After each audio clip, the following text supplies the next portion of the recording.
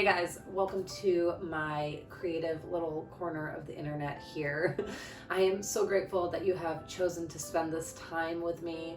Today I want to give you a little tour of my home apothecary and magic crafting workspace. I'm really excited because this is a space I've wanted to create and have in my home for many years now, and it's still very much a work in progress and likely always will be. Actually, this whole kitchen is a work in progress and it's under like a slow process of renovations and stuff. So this space is going to be changing a lot going forward. But I thought it would be really cool to have this video to kind of document the progress that I make and how this space changes and evolves and grows over the years. And I'm just really proud of what I've already been able to put together in just a few short years of learning and collecting things. When I first started using natural medicine and stuff with my family, I basically just used the spices and the seasonings that I already had in my own cabinet, like the McCormick brand turmeric and, black pepper and sea salt and cinnamon, and just making little teas and stuff whenever we had the sniffles or a stomach ache or whatever we needed support with. And slowly over the years, I've been able to collect more intentional items and things. And yeah, I'm really proud of what I've been able to put together so far.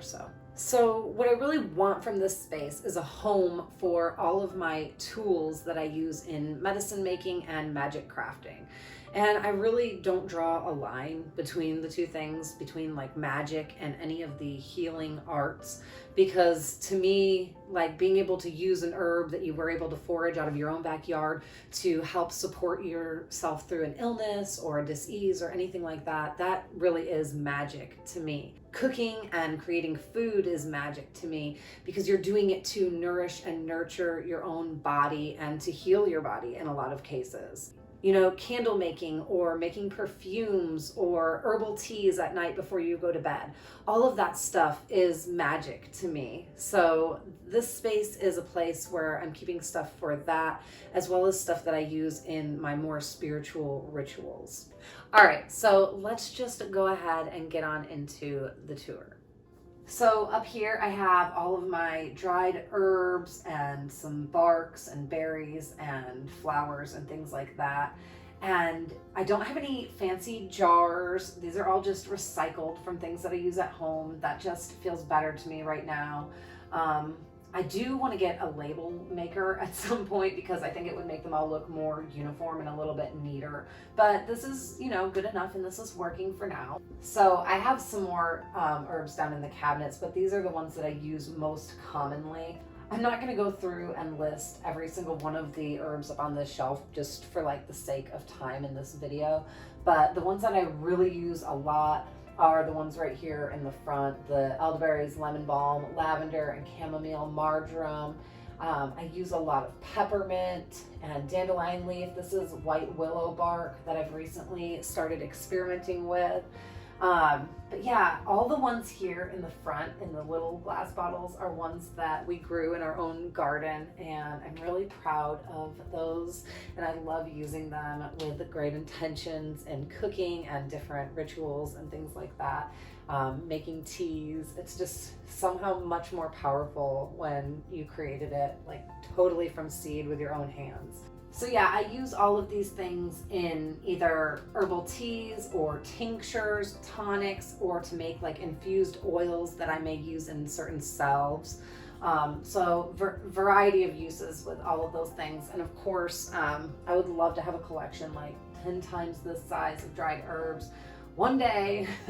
And then moving on to this shelf here, I just have some like base oils, avocado and some olive oil and coconut oil, some castor oil and grapeseed and jojoba. I have some beeswax and some vinegar and witch hazel, some CBD oils, all kinds of things, honey. I've got some frankincense resin, some pine resin that we harvested and collected ourselves.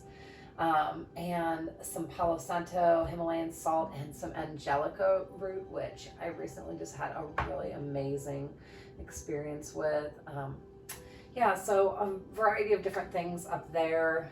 And then of course, down here on this shelf, I have my most commonly used essential oils. I have tons of these still scattered about the house in various places, wherever they're used the most. These are the ones that I use in my medicine and magic crafting most frequently. I'm not even gonna go through listing all of them because it's absurd how many there are. So on the actual table, and this piece of furniture here is actually a buffet, and it belonged to my husband's grandparents, and they had it for like 50 years. But it was actually donated to them when they moved here from Cuba from another family who had it for like 50 years before that. So it's like 100 years old, and it just has a lot of really good memories and energy attached to it.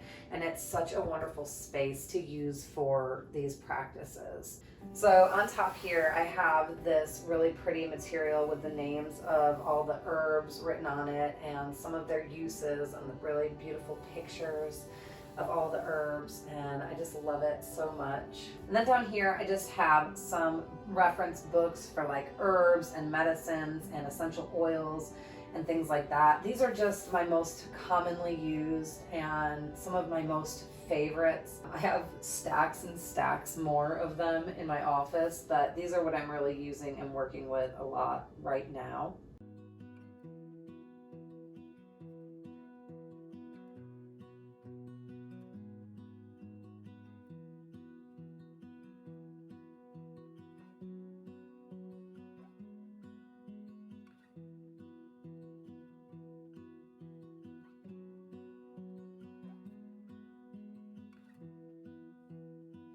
Then I have a beeswax candle that we actually made this past Yule, and this little dish, actually my friend Caitlin made this for my son, but I stole it from him. And I have no shame about that because it's really awesome. It's just so beautiful. And I use it to keep my sage and my Palo Santo in that I use for smudging. And then this is like a little soapstone dish, and I usually keep a tea light or a charcoal disc inside, and it's what I use to burn the herbs that I give as an offering to the universe for the blessing of this space and the different crafts and medicines and things that I'm making here. Then in the center, I just have some like crystals that I'm working with at the moment that have specific intentions or purposes. And I like to have a little bit of nature always to kind of draw that into my mind as I'm working and creating these things, and just a sense of gratitude for the earth. And I always like to have kind of all the elements represented in these little decorations, like earth, air, water, fire. So just kind of draw it all together. And this feather here, my sister actually gave this to me as a gift, and I really just like to use it to blow out the candles after I'm done with a ritual or done making a medicine or a tea or something here. And then of course I have my mortar and pestle, which I use to break up all of my different herbs and plants and things like that. And this wooden bowl here was actually made from an antique piano bench. And I don't know, I just fell in love with it. I found it at a local shopper's market, and it just has such a great energy.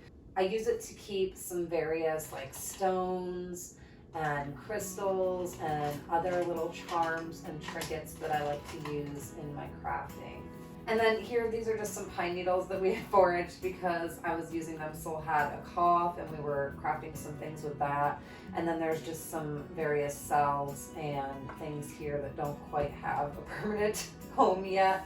I am eventually going to be putting up a lot more shelving and some other cabinets and things like that, because I do still have a ton of homeopathics and tinctures and tonics and things like that that I'm keeping in a giant box on top of the refrigerator because I just don't have room for them yet in this space. but I would eventually really love to bring all of that here and into this area as well, just to kind of keep all of it in one spot. So then down here in this cupboard, we have some more dried herbs, and then I have some cookbooks and stuff back there as well. And then in this side here, we've got some tinctures and stuff that I'm making, some extra essential oils. And actually, oddly enough, there's a cuckoo clock in here, which also belonged to my husband's grandparents. And it's just been in here for a really long time, and I don't have anywhere else to put it right now. So I am eventually going to move it out of there because it takes up quite a bit of space. And then here in the top drawer, I have a bunch of like roller bottles and different perfume bottles, dropper bottles, and various like glass containers for making things in, a bunch of different little metal containers and things for making salves and balms and just whatever I need. I have scissors and like some labels and stickers and stuff down in here. A bunch of little candle making jars, extra little metal tins, some more candles that we had made, and I have some cheesecloth here, just like a bunch of various odds and ends in this drawer.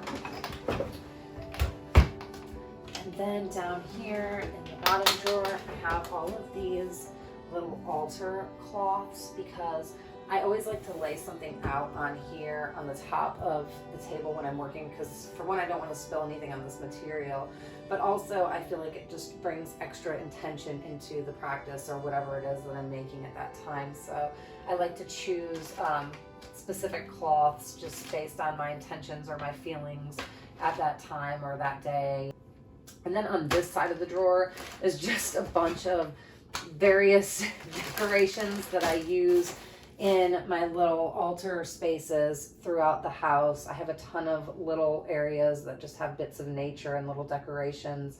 I love having something kind of in every room just to remind me to be grateful for the season and for the earth and all of the gifts that it provides.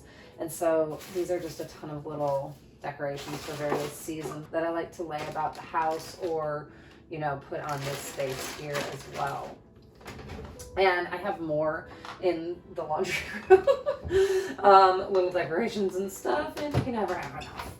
And then I had this set aside just for like aesthetic purposes, but this is my tray that I do use for my morning ritual every day, and I love having it on this little tray because it makes it portable and mobile, and I can bring it wherever I feel like sitting that morning and do my journaling and just have some quiet time for introspection.